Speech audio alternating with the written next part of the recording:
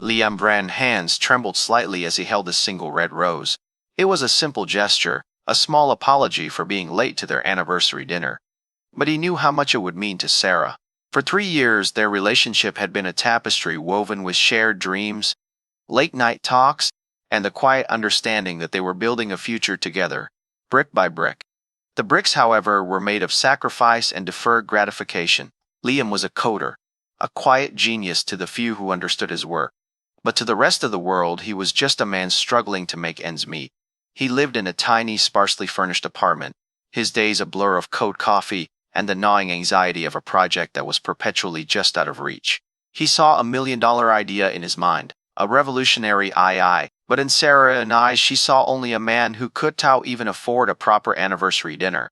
He could hear her voice now, gentle at first, but with an edge of growing impatience. The rent was late. Again, the car needed a new transmission. She wanted a vacation, a real one, not just a weekend trip to a friend's cabin. He finally reached the restaurant, a place he'd chosen for its romantic ambit, not its price. Sarah was already there, her expression a mix of frustration and disappointment. The moment he sat down, she didn't even look at the rose. She just sighed, a deep, weary sound that cut him to the core. "Liam," she began, her voice low, "we need to talk. I can't absorb this anymore." The words hung in the air, heavier than any silence, more painful than any accusation. Liam felt his world tilting on its axis. He had been so close, just a few more months, a few more lines of code. He had a meeting with a potential investor next week, a meeting that could change everything. But Sarah didn't know about that. All she knew was the empty promise of tomorrow, the constant struggle of today. Her eyes, once so full of light when they looked at him, were now clouded with a stark, cold practicality he didn't recognize. Liam felt a cold dread settle in his stomach. He tried to speak, to explain, but the words caught in his throat.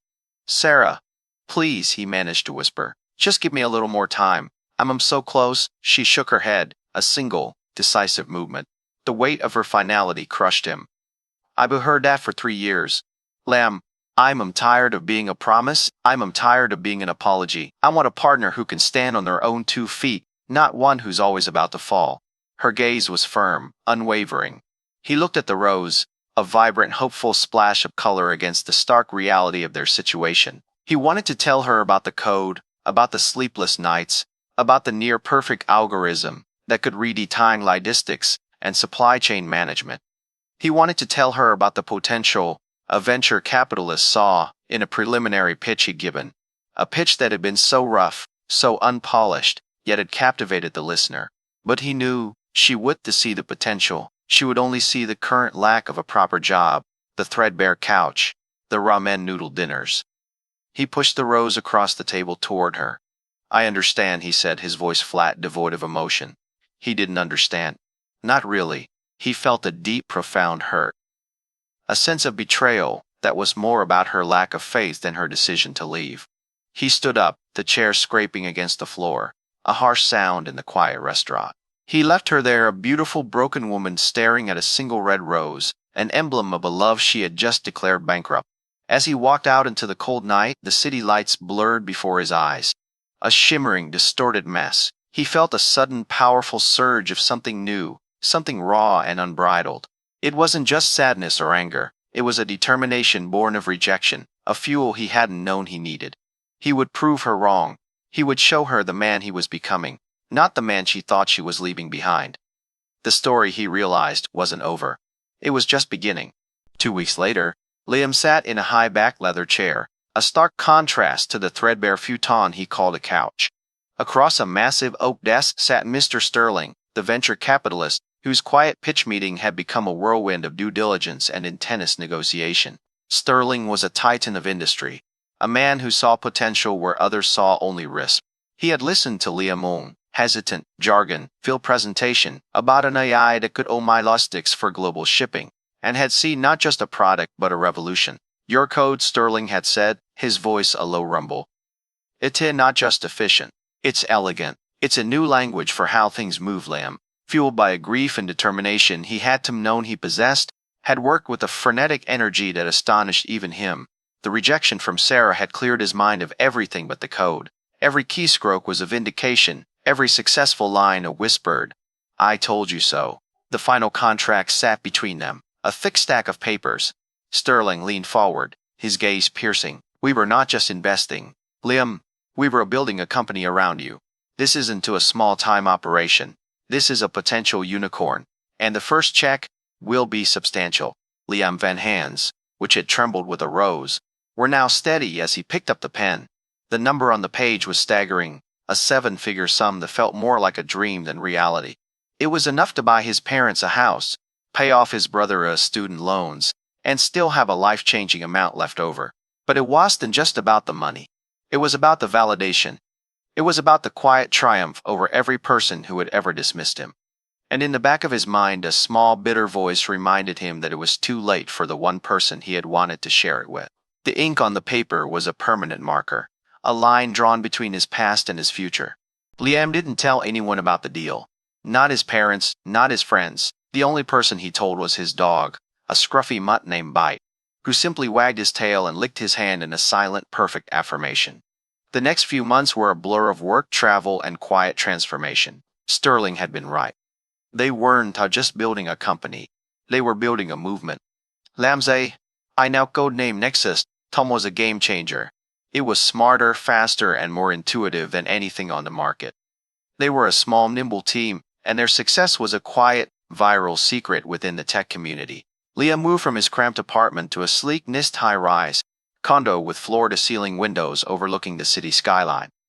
He traded his old battered laptop for the latest model, and his wardrobe of faded t-shirts for tailored suits. He wasn't a different person. He was simply the person he had always been, finally visible to the world. He saw Sarah once, a few weeks after he had moved. She was walking out of a high-end restaurant with a man who looked exactly like what she had always wanted, polished, confident, and clearly successful. Liam felt a pang not of regret but of something deeper, more complex. He wondered if she was happy, if this new life was what she had always envisioned. He didn't approach her. He just watched her from a distance, a ghost from her past. He saw her smile, a wide, genuine expression that he hadn't seen in a long time, and a strange calm settled over him. He had his own life now, a life he had built from the ashes of his broken heart.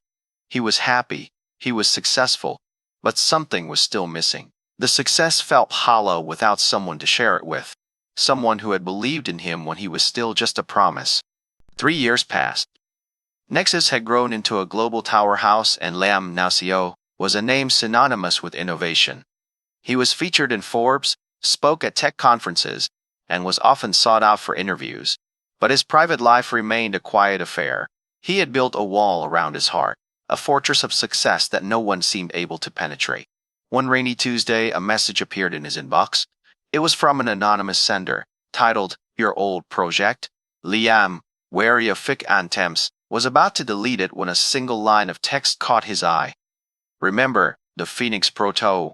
His blood ran cold. The Phoenix Protocol was the name of a hidden function within his II, a fail-safe he had built in the event of a catastrophic system failure. It was buried deep within the core code, known only to him. He opened the email. The message was a cryptic series of coordinates, and a date this Friday. There was also a single photograph attached. It was of Sarah, looking older, more tired, but undeniably her. She was standing in front of a small, dilapidated workshop, a place he recognized instantly. It was his father's old garage, where he had spent countless hours as a teenager, dreaming of the future. The message ended with a single line. "She needs you, and you need her." The email was a paradox. It was an invasion of his privacy, a chilling display of knowledge about his deepest secrets. Yet it was also a plea, a lifeline thrown from a past he had tried so hard to forget. Liam's carefully constructed world of logic and data began to crumble. He had built his success on the back of his rejection, but the wound had never fully healed. The image of Sarah, so different from the polished woman he had seen 3 years ago, haunted him. He knew he had to go to the workshop. He had to know what was going on. But who had sent the email, and what connection did they have to Sarah and his past? The coordinates led to a part of the city he hadn't visited in years, a rundown industrial area filled with old warehouses and forgotten dreams. It was a world away from his penthouse, a stark reminder of where he had come from. On Friday, The air was thick with the scent of rain and old rust. Liaman's sleek electric car looked out of place parked outside the dilapidated workshop. He got out, his heart pounding a rhythm he hadn't felt in years. He saw her through the grimy window. Sarah was working at a workbench, hunched over a circuit board with a soldering iron. Her hair was pulled back messily, and a smudge of grease stained her cheek. She was engrossed in her work, a concentration he hadn't seen since their early days together, when they would dream about a future they both wanted to build. He noticed the tremor in her hands, the way she winced in pain as she bent over. A wave of protectiveness washed over him, followed by a surge of confusion. This wasn't the woman he had last seen polished and poised. This was someone else, a person forged in the fires of a different kind of struggle. He walked into the workshop and the bell above the door chimed a small, sad sound. Sarah's head snapped up. Her eyes, which had been so focused, widened in shock. The soldering iron clattered to the floor. "Lamb," she whispered, her voice a mix of disbelief and something else, something he couldn't quite place. He stood there, a silent hero in a designer suit, a monument to the success she had once told him to find. She looked at him, then at her grimy hands, a flush of embarrassment rising on her cheeks. I didn't know you were coming," she stammered, fumbling for a rag to wipe her hands. The room was a mess of wires, tools, and half-finished projects. He saw a few prototypes of what looked like a prosthetic limb, but smaller, more intricate. The craftsmanship was stunning, precise. It was then that he noticed the small, almost imperceptible tremor in her right hand. It wasn't just a nervous habit. There was something else, something far more serious. A quiet suspicion began to form in his mind. Her gaze dropped to her hands, a look of defeat crossing her face. "It's for my brother," she said, her voice barely a whisper. "He was in an accident a few months ago, lost the use of his dominant hand. I'm trying to build him a robotic glove, a low-cost one. The prosthetics they offer are too expensive, and the technology is so clunky." She gestured to the prototypes, a mixture of pride and frustration in her eyes. Liam looked at the intricate wiring, the clever joint mechanisms. The design was ingenious, elegant in its simplicity, and he knew instantly that this was a person who had spent years honing a hidden talent. He saw the same quiet brilliance in her work that Mr. Sterling had seen in his. The tremor in her hand wasn't due to nerves. It was a symptom of a neurological condition, a detail he had picked up from a distant conversation with her family years ago. She had a degenerative condition that slowly sapped the control from her hands, a cruel irony for someone with a passion for building things. "I know what this is," he said softly, a statement of fact, not an accusation. She looked up, her eyes filling with tears. "I thought I was hiding it well," she choked out. "The job I took, after we broke up, it was good money, but it wasn't me. It was a job for someone who could sit at a desk when my brother had his accident. I realized I had to do something. I started a small business, a few clients, but the tremors, they're getting worse. I can't finish the prototypes. I can't help him." Her voice broke on the last word. A cold, hard lump of realization formed in Liam's throat. The man she had left him for, the polished, successful one, had been her boss at a prestigious marketing firm. She had traded her passion for stability, and it had been a hollow exchange. He had been so focused on his own success, on his own broken heart, that he had never once considered what her life had been like after he left. He had seen a woman who chose money over him, but the full story was so much more complicated, so much more tragic. "You didn't leave me for him," Lamb said, his voice a low, steady rumble. "You left me for a job, a secure one. It was the question." It was the dawning of a devastating truth. She had chosen stability over a dream that was still just a flicker in the distance. A dream that in her mind she was no longer physically capable of pursuing. Her nod was a slow, painful admission. "I saw what was happening to my hands. Liam, I knew I would to be able to do this forever. I needed a job that did to rely on dexterity, a job that could help me care for myself and my family when this takes over. I thought if I just had enough money I could pay for the best treatments, the best surgeries. But the money, it's never enough, and the truth is, I hate that job. I hate sitting still. I hate not building things." Her last words were full of a raw, heartbroken honesty that resonated deep within Lamb. He saw her now, not as a betrayer, but as a silent hero in her own right, sacrificing her passion for the promise of a future she might not even be able to have. He walked over to the workbench, his expensive suit a strange anomaly in the clutter and grime.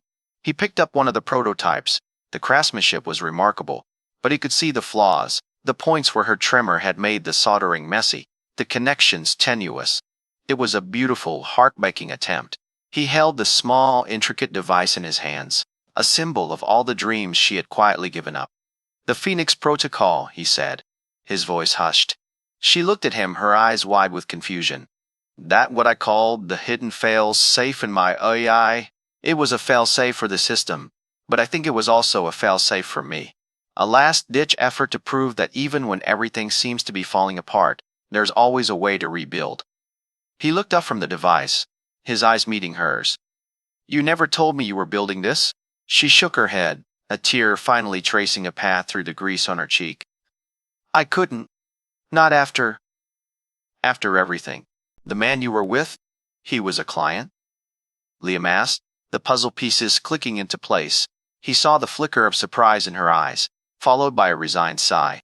He was a very demanding, very high-profile client, who insisted on being taken to expensive restaurants. He was a marketing VP for a medical supply company. He knew about my condition, about what I was trying to do for my brother. He said he could fast-track a deal, get us funding. He promised me the world. She laughed, a short, bitter sound, but all he ever wanted was to impress his associates. I broke it off with him a month ago. He was just another person who wanted to use my ideas for their own gain. The pieces clicked into place. The anonymous email, the knowledge of the Phoenix Protocol, the photograph of her at his father's workshop. It was her brother, the silent guardian of his sister's secret. He had been trying to find a way to get Lam's attention, to bring the two of them back together for a reason bigger than themselves. He wasn't just reaching out to a stranger. He was reaching out to the one person who he knew could truly help. "I can help you," Lam said, his voice firm, unwavering. He hadn't come here to gloat, to show her what she had lost. He had come here because a part of him, a part he had tried to bury, had never stopped caring. He had come here because her past, her struggle, was a mirror of his own, a different kind of rejection that had forged a different kind of hero. He looked at the prototypes again, then at her. The tremor. How bad is it? She held out her hand and he saw the violent, unpredictable shaking that she had so carefully tried to hide. It was worse than he had imagined. I can't solder anymore," she confessed, her eyes welling up with tears. "My designs, they're perfect, but I can't bring them to life." Liam reached out and gently placed his hand on top of hers, stilling the tremor. "You have the design? I have the resources. My company, we can wrap the fabrication. My engineers can perfect the prototypes, and we can mass produce them. We can make them available to everyone." He looked at her, his gaze intense. "The world doesn't need a single perfect robot glove. It needs a million of them." Sarah stared at him, her eyes wide with a fragile mix of disbelief and hope. "You would do that?" she whispered. He gave her a small, tight smile. "It and what I do now. I take good ideas and give them the resources they need to change the world." A part of him wanted to say more, to say that he would do anything for her, but he held back. This wasn't about them, not yet. This was about a shared purpose, a new beginning. She finally nodded, a single, decisive movement. "Okay," she said, her voice stronger now. "Okay, let's do it." The moment was a quiet triumph, a different kind of victory than the one he had won in the boardroom. This was a victory of the heart, a quiet reconciliation over the next few months. Liam Company and Sarian's small workshop became a seamless operation. His engineers were in awe of her designs, calling her a true visionary. The robotic glove, now officially named Phoenix Boom, was perfected and streamlined for mass production. Liam would spend late nights with her in the workshop, not in a suit, but in a simple t-shirt and jeans, a nostalgic return to the man he used to be. They talked about more than just business. They talked about their lives, the years they had spent apart, the regrets and the triumphs. She learned about the lonely high rise, the hollow success. He learned about her struggle, her sacrifice. One evening, after a long day of work, she looked at him, her eyes soft in the dim light of the workshop. I'm sorry, Lam," she said, her voice raw with emotion. "I should have had more faith in you, in us." He simply nodded. We both should have. It was an honest moment, a recognition of their shared mistakes. He never told her about the anonymous email, or about the man who sent it. He had a strong suspicion it was her brother, a silent protector, who had orchestrated their reunion from the shadows, a true silent hero. But he didn't want to ask. The past was in the past. What mattered was the present and the future they were now building together. The first batch of Phoenix Gloves was a massive success. They were hailed as a breakthrough, a testament to the power of human ingenuity and compassion. He saw her at the launch event, not in a grease-stained t-shirt, but in a simple, elegant dress, her face glowing with pride. Their eyes met across the crowded room, and in that moment he saw, not a woman he had lost, but a partner he had found. The story had come full circle, but with a twist. It wasn't about a broke man becoming rich. It was about two people, broken and lost, finding a way to heal each other and change the world. One line of code and one robotic hand at a time. The story could have ended there. A perfect outcome. But life, as they both knew, was rarely so simple. Their collaboration on the Phoenix Project became a phenomenon, catapulting both of them to a new level of public recognition. Liam, already a tech mogul, was now seen as a philanthropist, a visionary who used his wealth for good. Sarah was hailed as a genius, a silent hero whose incredible invention was changing lives. But amidst the interviews and awards ceremonies, a new kind of tension began to form. Their professional partnership was flawless, but their personal relationship was a tightrope walk of unspoken emotions. The easy camaraderie of the workshop was replaced by the formalities of the boardroom. The late-night talks were now scheduled meeting. The more success they achieved together, the further apart they seemed to drift. One evening, after a particularly grueling meeting with potential investors, Liam found Sarah on the balcony of his penthouse staring out at the city lights. He joined her, and for a long time neither of them spoke. The city hummed below them, a world they had both conquered, but a world that felt alien to their shared humble beginnings. "Are you happy, Sarah?" he asked, his voice low. She didn't look at him. She just shook her head, a slow, sad movement. "I am, and I'm not. This is everything I ever wanted, everything I ever worked for. But I'm still that girl in the workshop, with a fear that one day my hands will stop listening to me." The success, it seemed, had only amplified her anxiety. The Phoenix Gloves were a triumph, but they were also a constant reminder of her own physical decline. The more lives she helped, the more she feared losing her own ability to create. The fear was a quiet, insidious thing, a ghost that haunted her, even in the most triumphant moments. Liam took her hand, his touch gentle. She didn't pull away. He felt a faint tremor, a silent testimony to her fear. "You have to trust me, Sarah," he said, his voice a low, steady promise. "You have the mind. I have the resources. We can find a cure. We can fund the research. We can do anything." She looked at him then, and in her eyes he saw a flicker of the old hope, the old dreams they used to share. But it was mixed with a new kind of fear. A fear that he could promise her the world, and she would still be held captive by her own body. "You don't understand, Liam," she said, her voice barely a whisper. "This isn't something money can fix. It's a part of me." Their conversation was interrupted by a ringing phone. It was Mr. Sterling, calling with urgent news. A competitor had leaked a preliminary design for a similar device, a crude imitation of the Phoenix Glove. But with a crucial difference, it was being marketed as a military-grade tool, a weapon. The news sent a chill down Liam's spine. His AI, his tech, his genius. He had always seen it as a tool for good, but in the wrong hands it could be twisted, corrupted.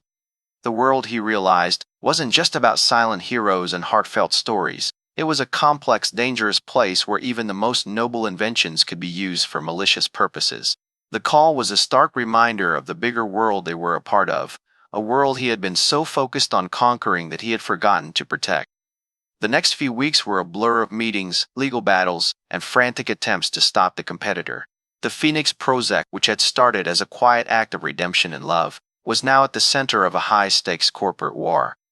The competitor, a powerful multinational corporation with deep ties to the defense industry, was using a loophole in patent law to claim their design was an independent innovation.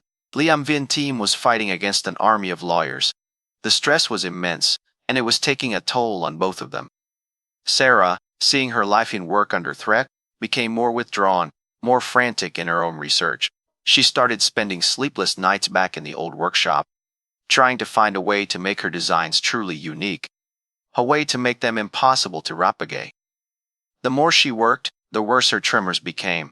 One afternoon, Liam went to the workshop to find Sarah, and he was met with a devastating sight. She was slumped over her workbench, a small puddle of blood on the floor, from where she had dropped a pair of pliers. Her hands were shaking violently and she was crying, a deep guttural sound that tore at his heart. "It ain't over, Liam," she sobbed. "I can't do it. My hands." They were giving up. The fear she had always carried was now a tangible, crushing reality. He rushed to her side, pulling her into a hug. The old, familiar scent of her, a mix of solder and her perfume, filled his senses. "No, Sarah, it not over. We will figure this out together." But she shook her head. The competitor, their patent claim, it not about the design, it's about the underlying algorithm. They found a way to mimic our AI, and the only way to prove we be air original is to show them the Phoenix Protocol, the fail-safe. But I can tough reveal that to the world. Liam, Ibo, yin our secret, ours. Her words were a jumbled mess of fear and frustration. He realized with a jolt of clarity that she was right. The only way to win this legal battle, to protect their creation, was to expose the very heart of his code, the last piece of himself he had kept hidden from the world. It was a choice between their company Yin's survival and their deepest secret. He had built an empire on a lie of being a solitary genius, when the truth was that their collaboration was the very soul of the project. He looked at her, his eyes filled with a new kind of resolve. "Then we'll show them," he said, his voice firm. "We'll show them everything. Because it's not just about winning, Sarah. It's about protecting what we've built, and what we're building. And it's about protecting you." Her eyes widened in shock. She knew the consequences. Releasing the Phoenix Protocol would expose his coding genius to the world, making him a target, but it would also open a Pandora's box of questions about their partnership, their shared past, and the mysterious origin of the project itself. It was a risk that could change everything. The next day, Liam Company released a press statement announcing they would be revealing a critical component of their core technology to refute the competitors' claims. The tech world went into a frenzy. Reporters clamored for details, and analysts speculated about what this hidden code could possibly be. The board of directors was against it, but Liam overruled them, his voice cold and unwavering. "This isn't too up for debate. This is the right thing to do." He knew he was gambling everything on this one move, but he was no longer the broke coder who played it safe. He was a man who had faced betrayal and regret, and he wasn't going to let a shadowy corporation destroy what he and Sarah had built together.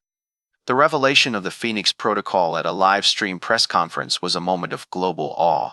The code was not just a simple algorithm, it was a self-learning, self-correcting AI that learned and adapted from every movement, every touch, and every electrical impulse sent through the glove. The demonstration was stunning, showing a user with a tremor-related condition gain perfect control over their hand in real time. The world watched in silence as Sarah herself, on a pre-recorded video, used the glove to perfectly solder a complex circuit, her hand steady and unwavering. It was a perfect, beautiful lie.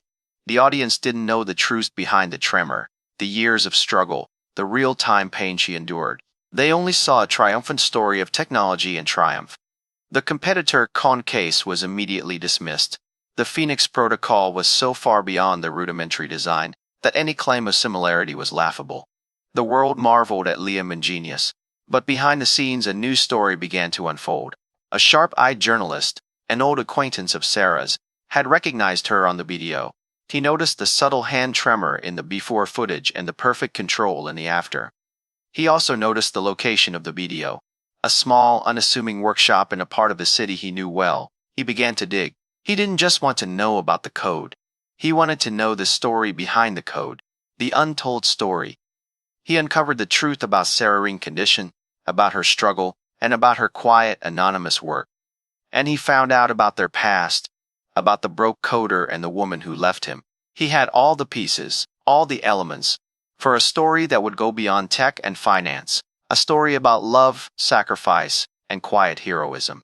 The journalist Jin article was published a few days later, not on the business pages, but on the front page of a major publication.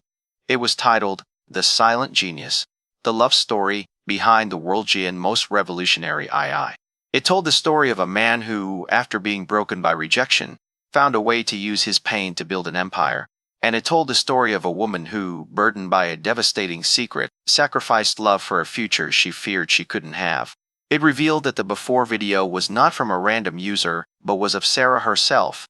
It was a story of a silent hero, a woman who had given up everything to help her brother, and a man who had built a kingdom to save the woman he had lost. The world in reaction was immediate and overwhelming. The tech community hailed Lam as a modern-day philanthropist, a man who built an empire to help the woman he loved. And Sarah, the quiet genius, was now a global icon, a symbol of resilience and hope. The accolades, however, felt hollow. They were public triumphs built on private truths. Liam and Sarah were now at the center of a media circus, their lives and their story dissected and analyzed by millions. The fame was a strange and unwelcome companion, a constant reminder of the past. One evening, after a particularly draining day of interviews and photo shoots, Sarah turned to Liam, her eyes full of a new kind of fear. "What happens now?" she asked, her voice trembling. "We have the money, we have the fame, we have the company, but what about us?" Liam looked at her, and he knew the question wasn't just about their relationship. It was about everything. They had found each other, built a legacy, and healed old wounds. But in the process, they had exposed a part of themselves to the world that they had always kept hidden. The story wasn't over, it was just beginning, and the final chapter was still unwritten. The perfect outcome they had hoped for was a mirage. They were no longer just a broke coder and a woman with a secret. They were public figures, their lives a constant performance. The end of the story, he realized, was not a perfect happily ever after. It was a single question hanging in the air, a question only they could answer. It was a test of whether their love, once broken by a fear of a broken future, could survive a world that was now watching their every move, a world that wanted a perfect ending to an imperfect story.